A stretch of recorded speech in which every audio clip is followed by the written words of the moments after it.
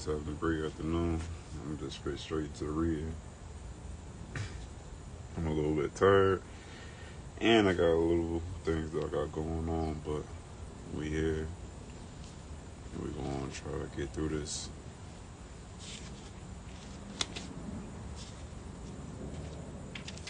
So I just want to get straight into the reading. I don't really want to talk too much. Just want to read and just let that be that. Chapter 19, verse 1. Right now, hold on.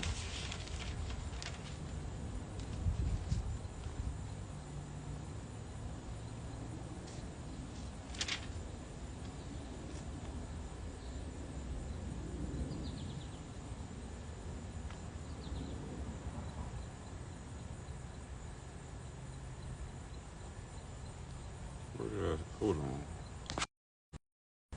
Alright, so we stopped at 22. I thought it was 19, but we stopped at 22. I'm going to just get straight into the reading. Chapter 22, verse 1. And Jesus answered and spake unto them again by parables, and said, The kingdom of heaven is like unto a certain king, which made a marriage for his son, and sent forth his servants to call them that were bidden to the wedding, and they would not come. Again he sent forth other servants, saying, Tell them which are bidden, Behold, I have prepared my dinner, my oxen and my fatlings are killed, and all things are ready. Come into the marriage. But they made light of it, and went their ways, one of his farm, another to his merchandise.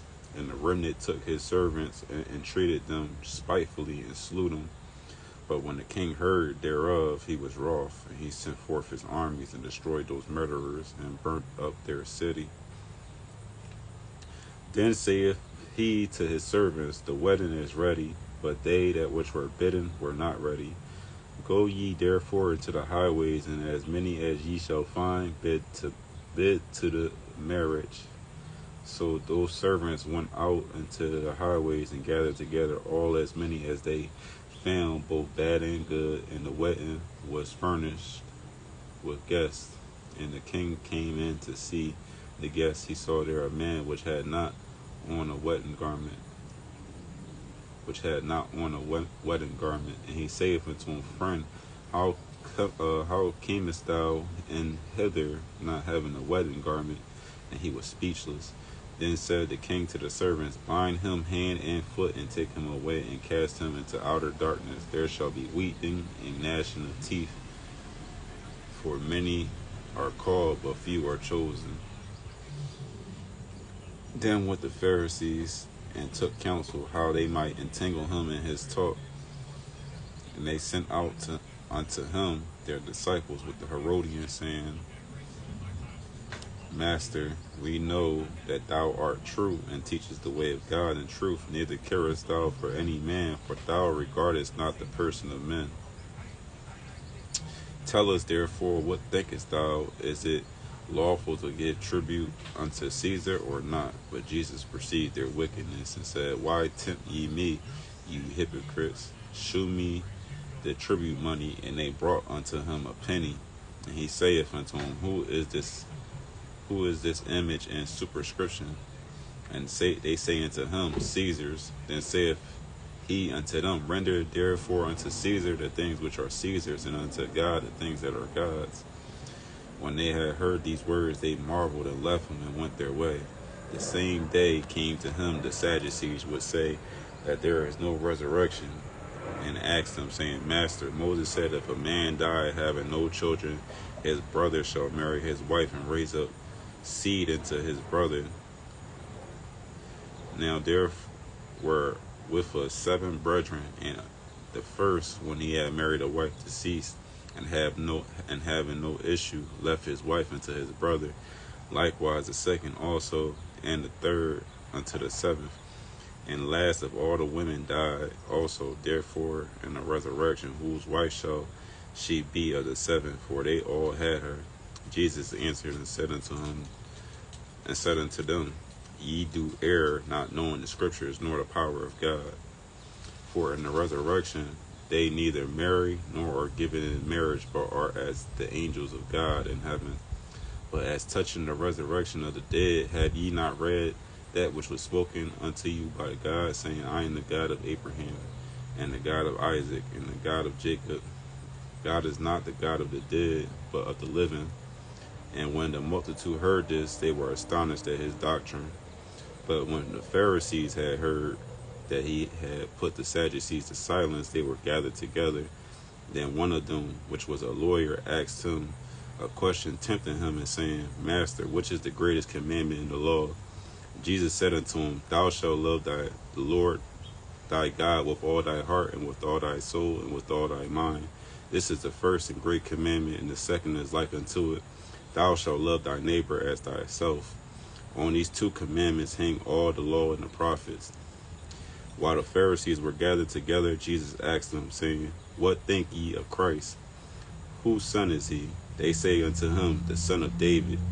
He saith unto them, How then doeth David in spirit call him Lord, saying, The Lord said unto my Lord, Sit thou on my right hand till I make thine enemies thy footstool. If David then call him Lord, how is he his son?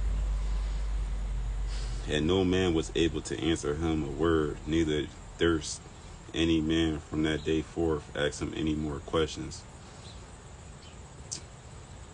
We on chapter 23, verse 1. It says, Jesus warns about the scribes and the Pharisees. Then spake Jesus to the multitude and to his disciples, saying, The scribes and the Pharisees sit in Moses' seat. All therefore whatsoever they bid you, observe and do, but do not ye after their works. For they say and do not. For they bind heavy burdens and grievous to be borne, and they lay them on men's shoulders, but they themselves will not move them with one of their fingers. But all their works they do for to be seen of men. They make broad their phylacteries, and enlarge the borders of their garments, and love the uppermost rooms at feasts, and the chief seats in the synagogues, and greetings in the markets, and to be called of men, Rabbi, Rabbi. But be not ye called Rabbi, for one is your master, even Christ, and all ye are brethren. And call no man your father upon the earth, for one is your Father which is in heaven. Neither be ye called masters, for one is your master, even Christ. But he that is greatest among you shall be your servant. And whosoever shall exalt himself shall be abased, and he that shall humble himself shall be exalted. But woe unto you, scribes and Pharisees, hypocrites!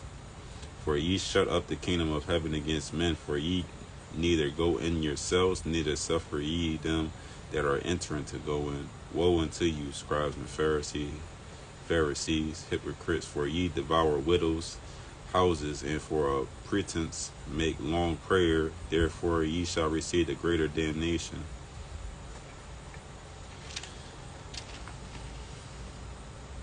Woe unto you, scribes and Pharisees, hypocrites! For ye compass sea and land to make one proselyte, and when he is made, ye make him twofold more than a child of hell than yourselves. Woe unto you, ye blind guides, which say, Whosoever shall swear by the temple, it is nothing, but whosoever shall swear by the gold of the temple, he is a debtor. Ye fools and blind, for whether is greater than gold, or the temple that sanctifieth the gold? And whosoever shall swear by the altar, it is nothing, but whosoever sweareth by the gift that is upon it, he is guilty. Ye fools and blind, for whether is greater the gift or the altar that sanctifieth the gift? Whoso therefore shall swear by the altar, sweareth by it, and by all things thereon.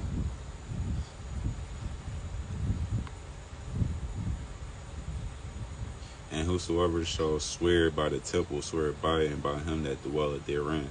And he that shall swear by the heavens, sweareth by the throne of God, and by him that sitteth thereon. Woe unto you, scribes and Pharisees, hypocrites! For ye pay tithe of mint and anise and cumin, and have omitted the weightier matters of the law, judgment, mercy, and faith, these ought ye to have done, and not to leave the other undone. Ye blind guides which strain at a gnat and swallow a camel. Woe unto you, scribes and Pharisees, hypocrites, for ye make clean the outside of the cup and of the platter, but within they are full of extortion and excess. Thou blind Pharisee, cleanse first that which is within the cup and the platter, that the outside of them may be clean also. Woe unto you, scribes and Pharisees, hypocrites, for ye are like unto whited sculptures, which indeed appear beautiful outward, but are within full of dead men's bones, and of all uncleanness. Even so ye also outwardly appear righteous unto men, but within ye are full of hypocrisy and iniquity. Woe unto you, scribes and Pharisees, hypocrites, because ye build the tombs of the prophets and garnish the sculptures of the righteous, and say, if we had been in the days of our fathers, we would not have been partakers with them in the blood of the prophets. Wherefore ye be witnesses unto yourselves that ye are the children of them which killed the prophets. Fill ye up then the measure of your fathers, ye serpents, ye generations of vipers. How can ye escape the damnation of hell? Wherefore, behold, I send unto you prophets and wise men and scribes, and some of them ye shall kill and crucify, and some of them ye shall scourge in your synagogues, and persecute them from city to city, that upon you may come all the righteous blood shed upon the earth, from the blood of the righteous Abel unto the blood of Zacharias, son of Barachias, whom ye slew between the temple and the altar. Verily I say unto you, all these things shall come upon this generation. O Jerusalem, Jerusalem, thou that killest the prophets and stonest them which are sent unto thee, how often would I have gathered thy children together, even as a hen gathereth her chickens under her wings, and ye would not. Behold, your house is left until you desolate. For I say unto you, ye shall not see me henceforth till ye shall say, blessed is he that cometh in the name of the Lord. And I'm going to stop there. We got 1, 2, 3,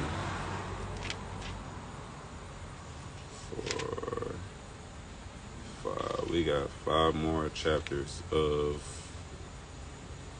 Matthew. So we almost at the end of Matthew, and I hope that you learned something from Matthew, the Gospels.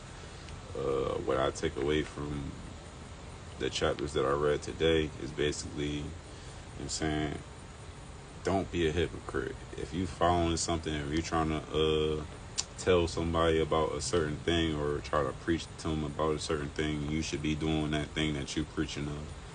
And also, I learned that if you're making a swear, you should do your swear every single time. There should not be a moment where you swear something, or you say you're going to do something, but you don't do it. Do something that you say that you're going to do, period, no matter what.